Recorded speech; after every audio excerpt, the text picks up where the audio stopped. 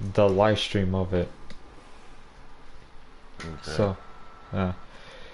So, hello everyone. So today is the very first episode of the podcast.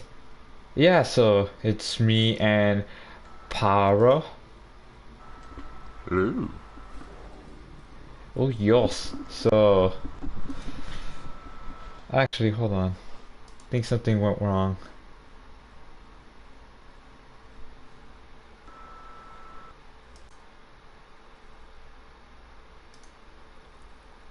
Actually, wait, I think something went wrong because it says that it's scheduled. It doesn't say that's live. Oh my. What? Okay, never mind. It says it's live now. Okay. So, let's see here. Okay, never mind. It says it's live now. Okay. To make sure if it could hear us, but alright. So, yeah, this is the first episode of the podcast. So, what you're seeing now, well, it's supposed to be a GIF of sorts. So, you're just gonna see, the characters there just chilling and whatnot. But, um, okay. So, let's go with the first topic here. So, the State of Xenoverse 2, what do you think is the State of Xenoverse 2 right now? Easy. It's hot garbage. Literally not worth anyone's time. Just Yeah, play the like, PvE. Don't even touch PvP. It's not worth anything.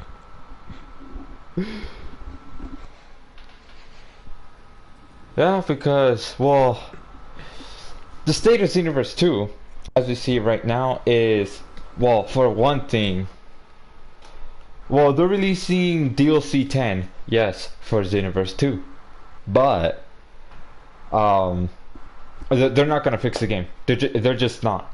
Like, we keep telling Bandai or Dimps. I think it's Dimps that's mostly in charge because I think they're the ones that do the programming and whatnot of Xenoverse 2. And I think Bandai is the one that just does the licensing, distributing the license for those characters and whatnot. But, so, Dimps, they're not gonna fix the netcode at all. As, well, the whole entire community have been already saying, please fix the netcode, that yada yada yada. But they're just not gonna do that. Why? Well, they're just not. They tried it before, which it worked for like a few days, but for some reason, somehow it just went to utter crap, and it just went back to the way it is. So Xenoverse 2, the state of it, how it is now, no, it's just not gonna. The netcode's not gonna change. Now, for DLC for Xenoverse 2, so far they only pretty much showcased Android 21 base form, and they showed all the moves for Android 21, and within those moves, it seems actually doesn't have an awoken skill at all to transform into her Majin state.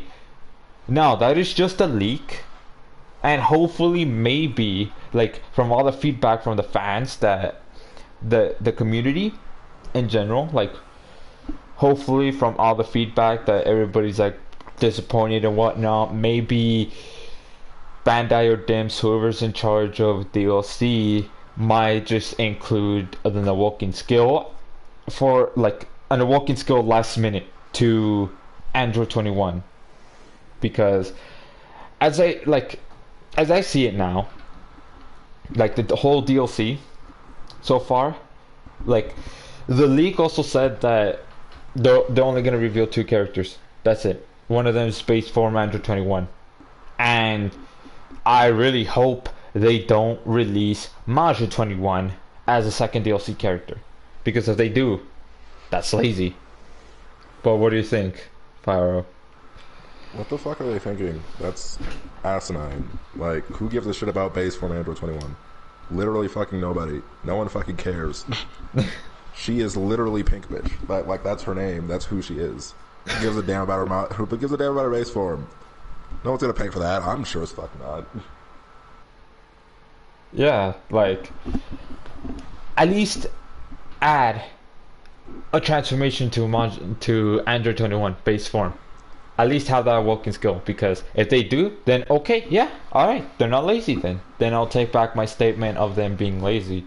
But until then, I'm gonna think that they're lazy. They're lazy as fuck, they don't want to do that. Like, look at the Saiyan Tails. It's literally a goddamn stick. Or how Super Saiyan Cappy likes to call it, a butt plug. On your character. Right there. Just a goddamn stick. And it's like, bro, why can't you give us moving tails? You, like, for the Freezer race, they have moving tails. For Super Saiyan 4 Goku, Gogeta, and Vegeta, they have moving tails. So why can't our characters have moving tails? Like, come on now. Like, if they add that in the DLC 10, but like on the free update portion, then yeah, that will be alright, good. But it doesn't mean that the majority of people are gonna get the DLC. Like, they have to have base, like, for like this is my thoughts. They have to have at least base Android 21, have the working skill to be able to transform into her Majin state. Okay. Then the second character. No. They had to reveal 3 characters in total. So they already did one with Android 21. So then the second character could be either Shallot or Topo. But they're gonna add Topo. Add his goddamn base form. Have his base form, but then have him have an awoken skill to transform into his God of Destruction state. If they do that, good. Awesome. Alright, then the third character could be, I don't know, maybe Dispo or something like that. But what do you think, Pyro, of what should they do in this upcoming DLC 10 in order to have more people buy it and get it? First, you gotta fix the fucking thing. Then add characters people give a damn about. You also need to have more events than just some lazy-ass, stupid fucking raid where you mindlessly throw a death ball at a giant enemy for 2 hours. Like, you need to get more creative. The PvP is broken, and the PvE is repetitive and boring. Yep, like, especially the whole thing with the RNG. The RNG on that is, okay, it's not as bad as Xenoverse 1, they fixed it, but it's still like, oh my god, you have to repeatedly do it so much. And it's just like, bruh, why do we have to do this so much? And we even get the Z rank, and yet we don't get the skill or anything like that. So I think this is what they should do for Dragon Ball Xenoverse 3, because I think it's too late for Dragon Ball Xenoverse 2. So for Dragon Ball Xenoverse 3, what they should do is they should, okay, once you get the Z rank on Parallel Quest, extra missions, whatevers, okay, if you get the Z rank on those, then it should be guaranteed that you get at least one move or one clothing or whatever's from it. Guaranteed. But make it a little bit more difficult to get the Z rank. So that way, okay, that seems much better, and it doesn't really depend too much on RNG. It depends on you getting Z rank. Once you get the Z rank, then you'll guarantee at least one of whatever's, whether it be the move or whether it be the clothing, whatever the reward it is. But what do you think about that? Should they fix it to that, or?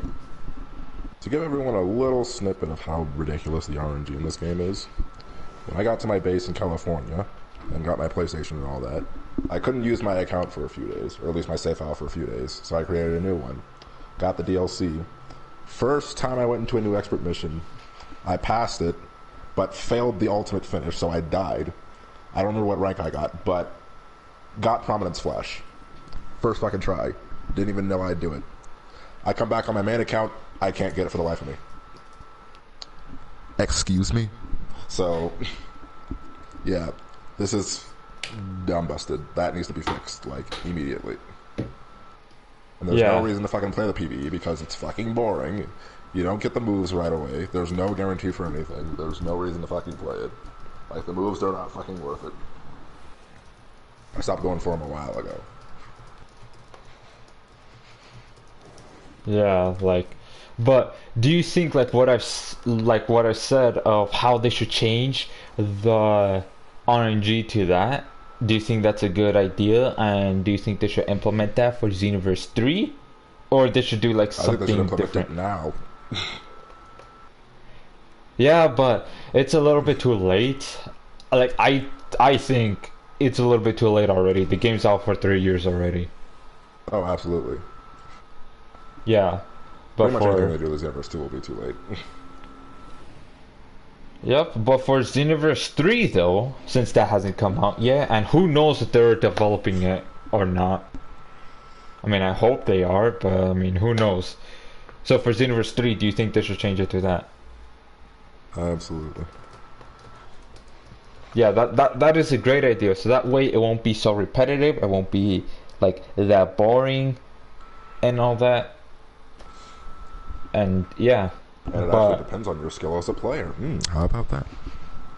oh yeah, or maybe like they should add it to okay, you gotta do this specific actually well no, that's kinda I don't know, that might get annoying. That if for some of the parallel quests they have okay, you gotta do this parallel quest in this specific way in each step. If you fail in one step, you won't get the Z rank. Do you think they should do it like that, or is that or will that be too annoying and too repetitive? No, that's great. Objective based, like a normal RPG. Complete the objectives, you get the high rank.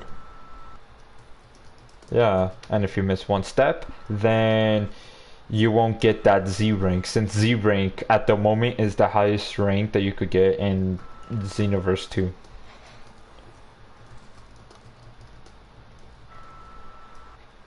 And so, yeah, that's the State of Xenoverse 2 that, well, what we think of what Xenoverse 2, the state is in at the moment.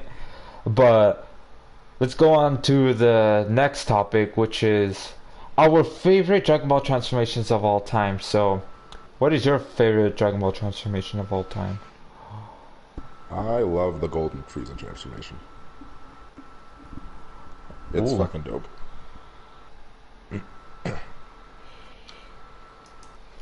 Yeah, for me, it's got to be the Super Saiyan 3. Like, I know, I seen a video from a YouTuber that's named Karsu's Dojo that he actually made a video saying that, oh, Super Saiyan 3 is the worst transformation. And I mean, I haven't watched it yet, but like, I mean, I guess I understand what he's going at. Like Super Saiyan 3, it drains so much of your stamina and your ki and whatnot that it's just like, bro, why even have that transformation? But it's my favorite though because one, it looks cool with the long hair, the design. It's one thing. The second thing, it was the strongest transformation in Dragon Ball Z in the main canon storyline before Dragon Ball Super was ever created. And GT, well, Dragon Ball GT is non-canon. So Super Saiyan 3 was the strongest canon transformation ever before Dragon Ball Super. So that's another thing. Then the third thing is that the type of attitude, the attitude that Goku has whenever he transforms into Super Saiyan 3. Gotenks doesn't really have it that much. He's just cocky and all that most of the time. But I'm saying for Goku, since it first showcased Goku transforming into Super Saiyan 3. He was the first one to unlock Super Saiyan 3. So every single time he transforms into that, he gets like this attitude of, I'm gonna beat your ass and all that. Beat your ass. Yeah, so that's what I think. Well, that's what my favorite Dragon Ball transformation of all time. But what do you guys? What about you? What is you, the viewer that's watching this podcast? You. whether whether it's being live streamed right now or when you're watching it after it's already done live stream. Comment down below or say it in the chat. What is your favorite Dragon Ball transformation of all time? It could be 1, it could be 2, it could be 3. But yeah. So now to the next topic. What we did for Halloween. So what yeah, so what did you do for Halloween, Pyro? Literally nothing. I sat in my dorm and I jerked off. That's what I did for Halloween. Damn.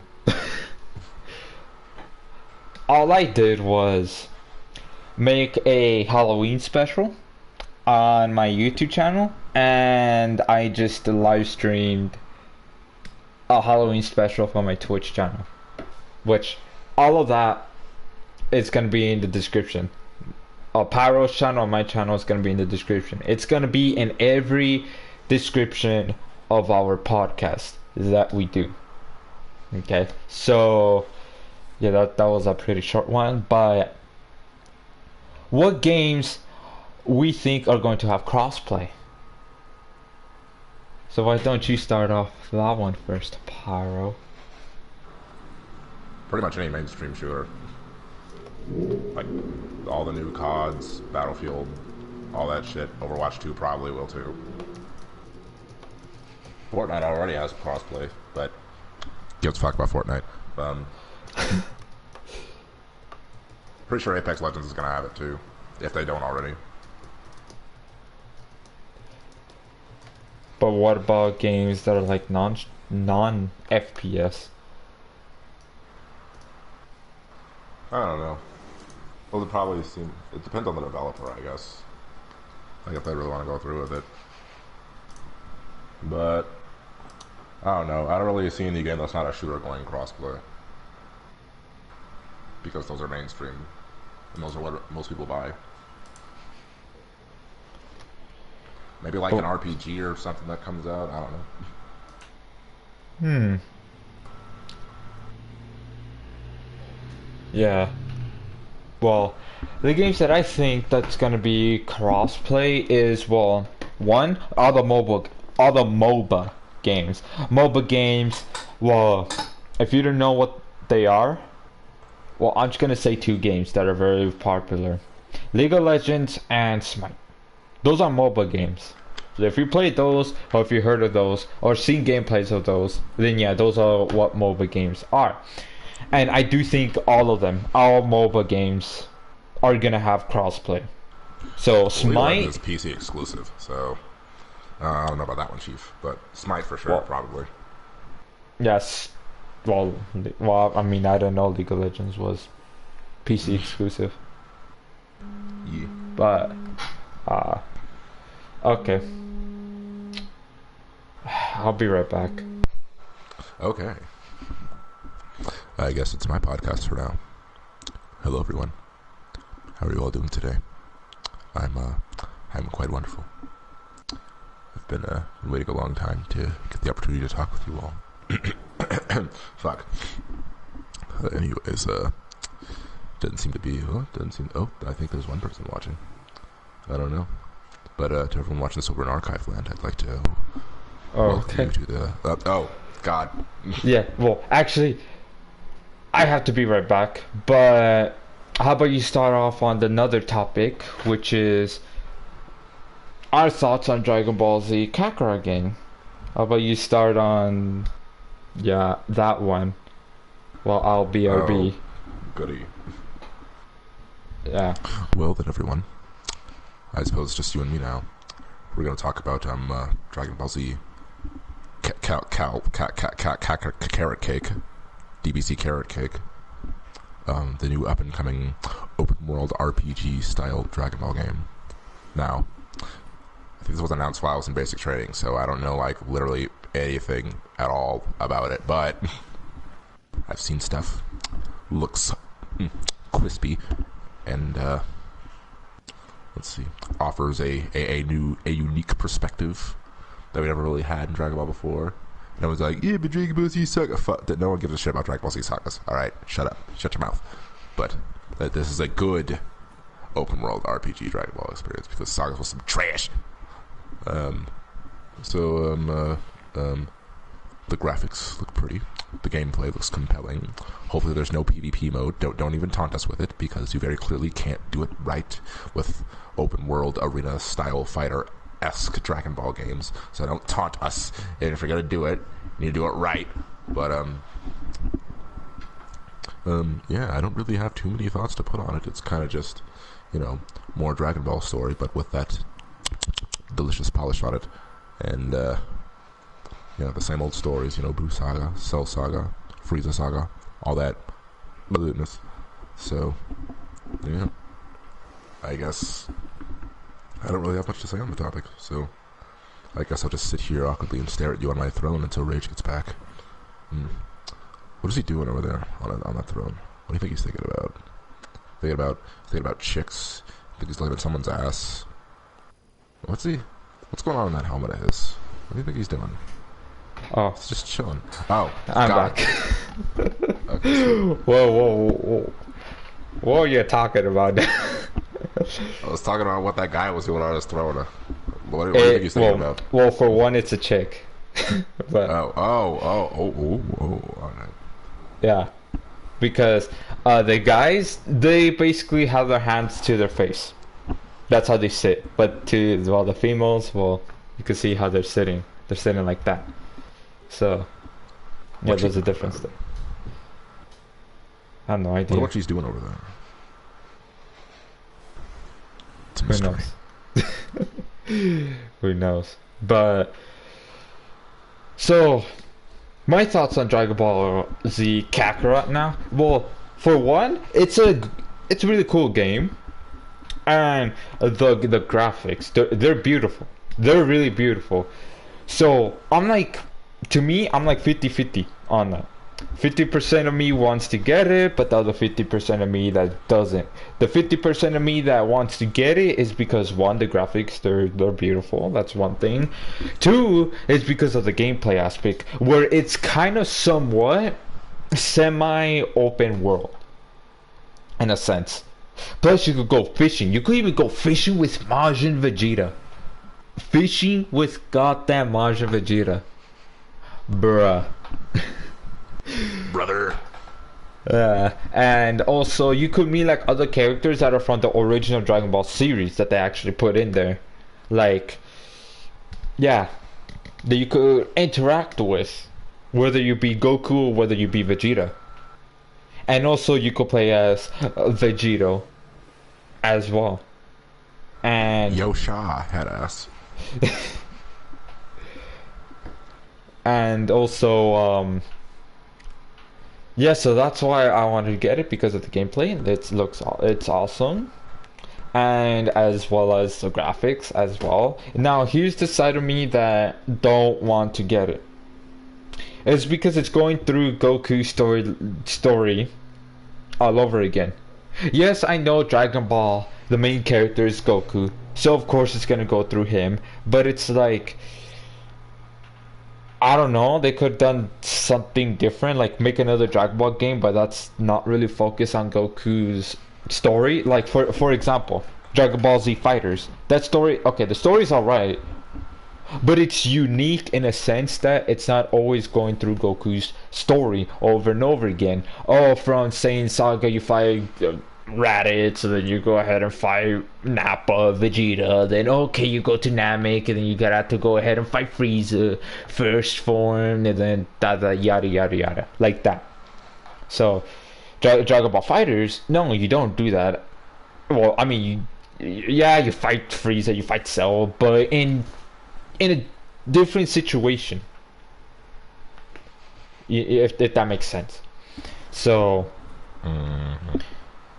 like Dragon Ball Z Kakarot, I mean, they already said that the game is gonna try to be at the truest state to the anime. It's gonna be the most truest game to the anime. Which I. Which I'm like, Well, okay then. So that's the part of me that doesn't want to get Dragon Ball Z Kakarot. I mean, who knows? Who really knows? I just have to. I'm not gonna pre-order it, but I'm undecided whether or not to actually get it. I'm just gonna wait for the reviews. And no, not from IGN or anything like that. No, from YouTubers, like actual YouTubers. Like for example, Siri X is gonna do a Let's Play on that. Rhyme Style most likely, Burkle, like those types of YouTubers. You know, get like then it's like telling their thoughts about the game. And it's not gonna be those three. I'm gonna like to have like other Dragon Ball YouTubers as well. It's not just three. Probably gonna be like maybe 10 at the minimum. Having 10 different opinions from Dragon Ball Fighters. And then from those opinions, if most of them are good, like them saying, "Oh, Dragon Ball Fighters is amazing," yada yada yada, then Kakarot. okay, Dragon Ball, yeah, Kakarot. That's what I meant to say. Then okay, I'll go ahead and get Dragon Ball Z Kakarot.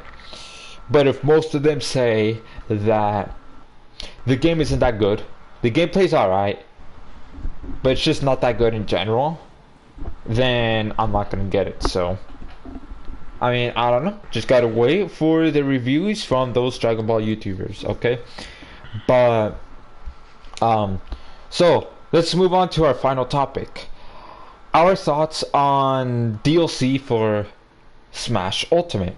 And I'm gonna start off with that one. Okay, so far in the whole lineup for Smash Ultimate, the DLC, so they only have so far released 4 characters. Yes, they released 4 characters.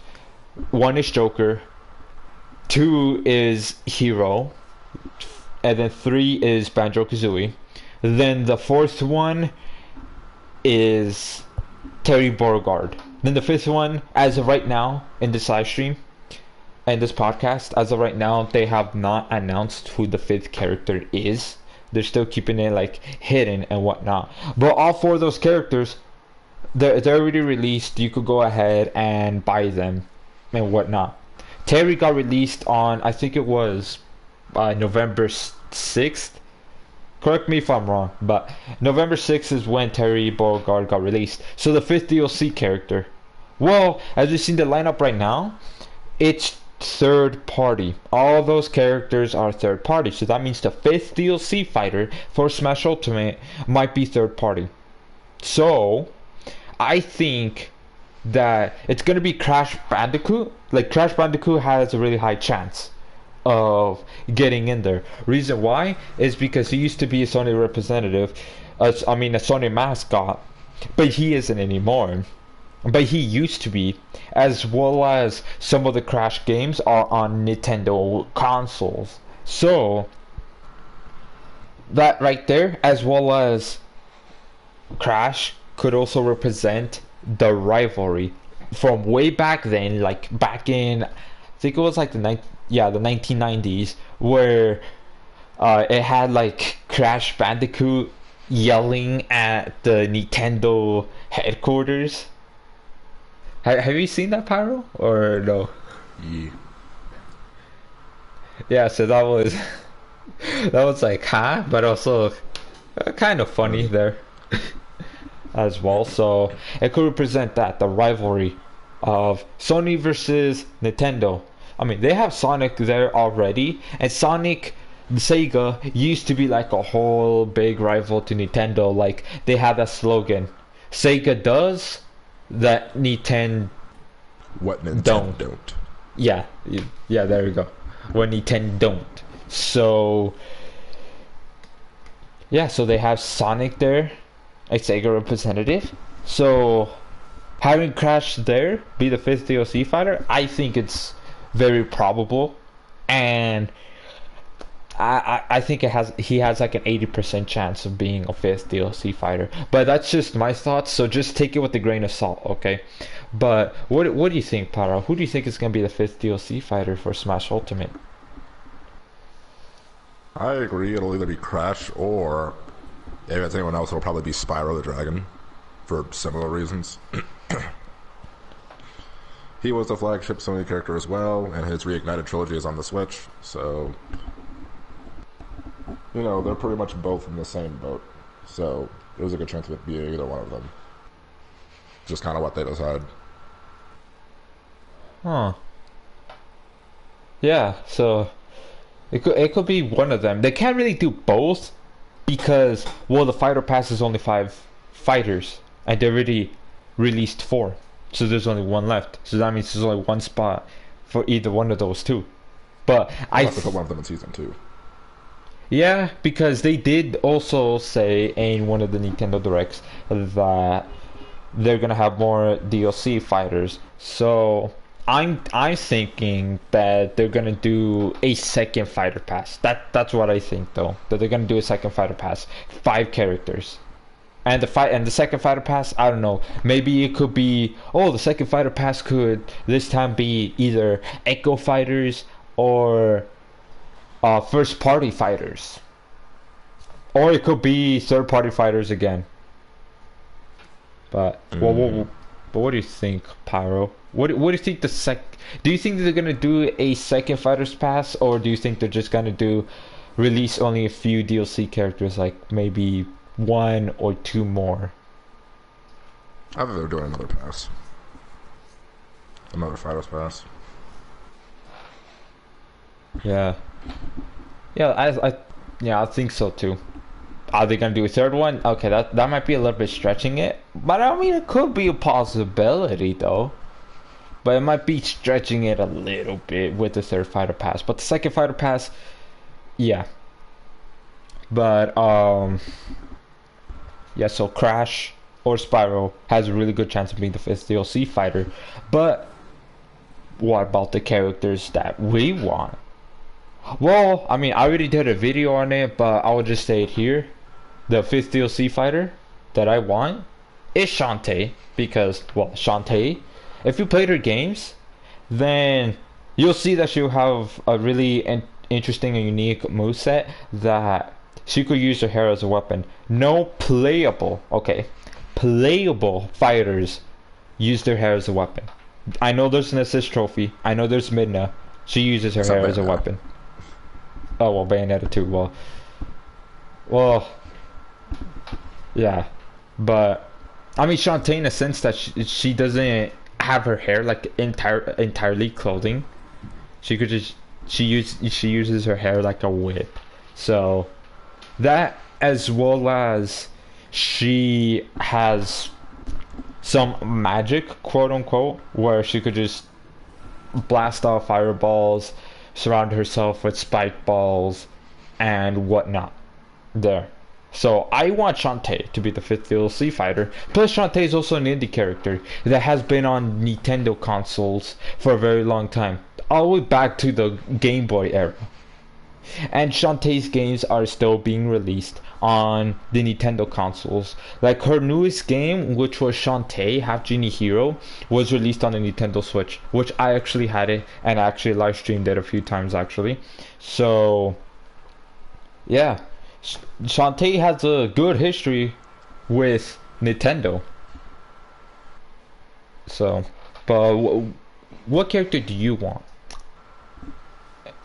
I mean, can't really think of any characters in particular that are likely to get in, but might come with a shock because everyone knows I hate this fucking show like a lot. But I think it would be cool to see Ruby. Ruby in Smash Ultimate. Yeah. But Sakurai says only video game characters that were originally from video games. Ruby isn't.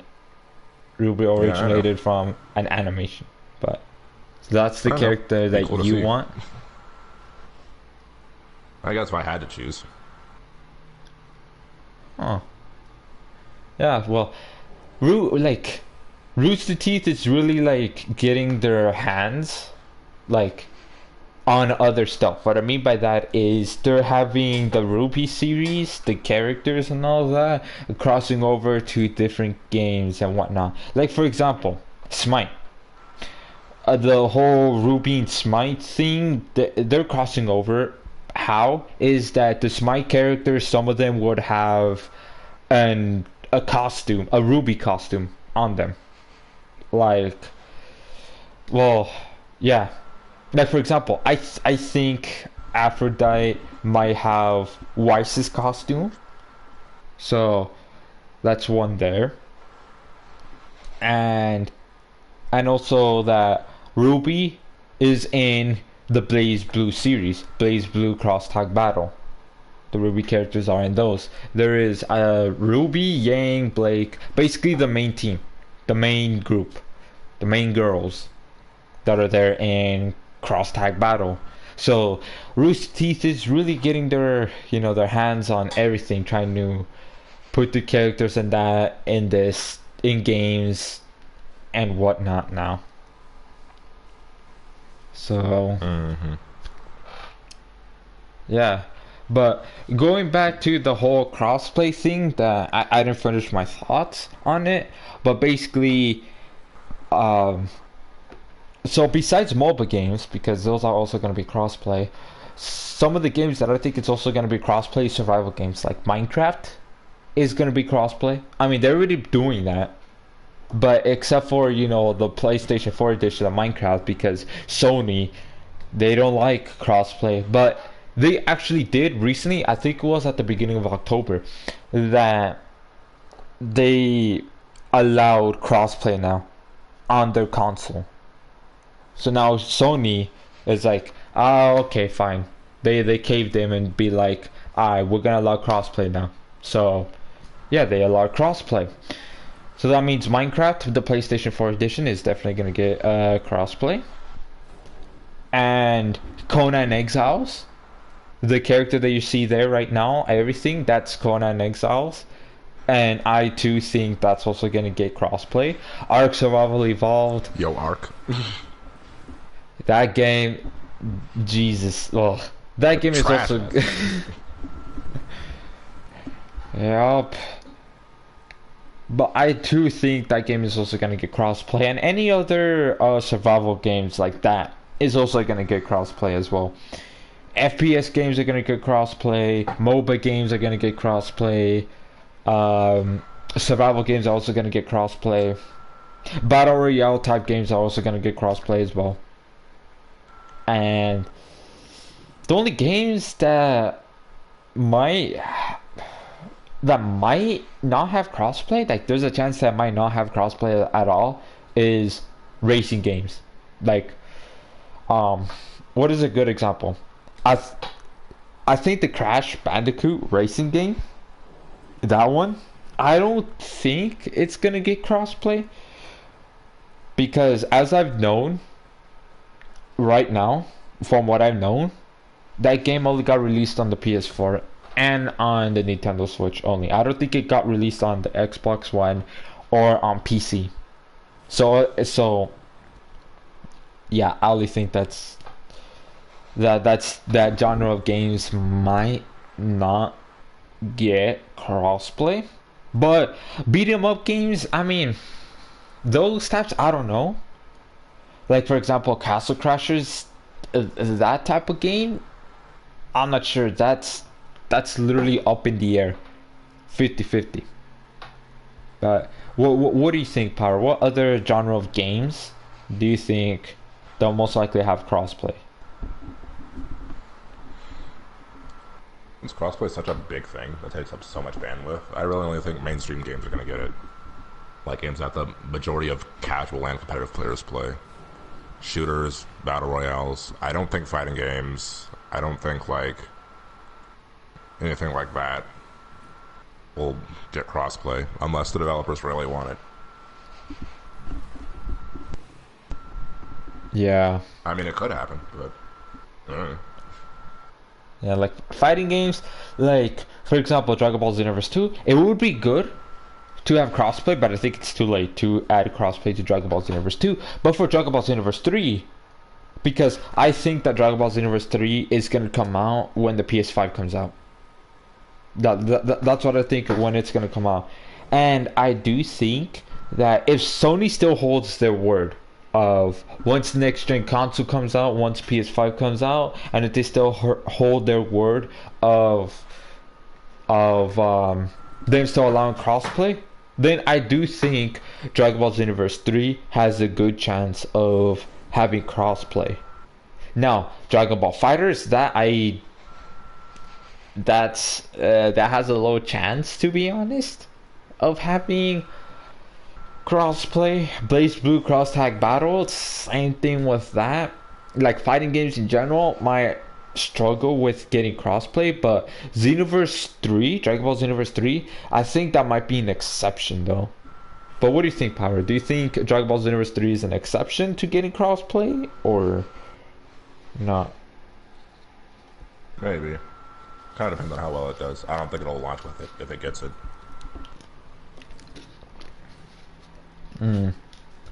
Yeah, having it. Yeah, I think they might just do like an update or something once Dragon Ball Xenoverse 3 comes out. I think they're gonna release like a free update on it, saying that they're gonna allow crossplay now from the PS5 to PC to the Nintendo Switch to whatever the Xbox is called. From what I've heard, the Xbox is the next generation of Xbox is called Xbox Scarlet. Goofy ass. And it's just like, okay, but I mean, I don't know if they're gonna change it or not, because from what I've heard, that's just only like a code name for it or something, and that's not 100% official. Which, I mean, I don't know. I wouldn't be surprised if they name it Xbox 2, because They don't know how to name anything in Microsoft. yeah, They don't know how to because name shit. yeah, because the original Xbox is called Xbox, then the next generation was called Xbox 360, and then the next generation after that, it's called Xbox One. So it's like, wait, huh? Excuse me. What? The original Xbox should have been called Xbox One. And then the Xbox 360, well, I guess 360. And then this generation of Xbox should have been called Xbox 720. And then the next one should be called Xbox. I don't know. I don't know. Something. Need to do better. Yeah, so I wouldn't be surprised if they call it Xbox 2. I wouldn't. But what about you, Paro? Yeah, but yeah, I think that's all the topics that we actually went through here. Yes. So the State of Xenoverse 2, we already talked about that. So this is just recap. So recapping on all the topics that we talked about so far. The State of Xenoverse 2, well, they're not gonna fix the netcode. DLC 10 is gonna come out, and there's no walking skill for Android 21. And yeah. And then favorite Dragon Ball transformations of all time. To recap on that, mine is Dragon Ball. Mine is Super Saiyan 3, and then Pyro's is golden form, the golden transformation. And then to recap what we did for Halloween, well, Pyro, you wanna say that? Sat here and fapped. Deal with it. He did that while I just made a video and live streamed a Halloween special on Halloween. Is in what games we think are going to have crossplay. Well, to recap on what we said is we don't think fighting games are not gonna have crossplay, but Xenoverse 3 might be an exception. Survival games might have crossplay. MOBA games, yeah, probably are gonna have crossplay. Survival games might. And what was the first one that we talked about? Battle Royales, FPSs. Oh yeah, FPS and Battle Royales. Those most likely are gonna get crossplay on those as well. And yeah, and then to recap on our thoughts on Dragon Ball Z Kakarot game. Well, it's a beautiful game. It's the gameplay is, from what we've seen so far, looks awesome. Crispy. Help. And but the whole storyline is just repeating Goku's storyline. And yeah. And then our thoughts on DLC for Smash Ultimate, to recap on that, is basically pretty much, well, the 5th DLC fighter, what we think is going to be either Crash Bandicoot or Spyro. They have a really good chance of being the 5th DLC fighter. But the characters that we want, well, what I want is Shantae to be the 5th DLC fighter. And then Pyro wants Ruby for the 5th DLC fighter for Smash Ultimate. And also we do think that there's going to be a second fighter pass to Smash Ultimate. But then the 3rd fighter pass, the 3rd one, that might be stretching it a little bit. Who knows if we're going to get a 3rd one. But a 2nd one, it seems probable. It has a high chance of happening. A 2nd fighter pass. And yeah, so that is it for our podcast, for this episode of the podcast. So anyways, guys, that's gonna be it for the podcast. The next time we're gonna do a podcast is going to be, well, every podcast is 2 weeks. We do 1 podcast per 2 weeks. So if we're looking at the calendar right now, the next time we do a podcast will probably be November 23rd. Yes. Yep, so tune in next time, I'll link a picture of me without a shirt. Oh my. Dude, I think we got him. I think we got him, dude. Okay. But yeah, so that's gonna be it for the podcast. The podcast, the length is gonna be from an hour to an hour 30 minutes. So episode 2, we're gonna have a guest on there, and that guest is Skay, or his other names that you might know him as is Shinko Sho. He's gonna be our guest for the 2nd episode of the podcast. So make sure you go subscribe and turn on that notification bell as well, because we're also gonna put clips of the podcast of whatever topics that seems really interesting, or funny moments. We're gonna have the clips here on this channel as well. So make sure you go ahead and subscribe, turn on that notification bell. And also, me and Paro have separate YouTube channels, which is going to be in the description of this podcast that you are watching. Okay, so anyways, that is going to be it. So peace.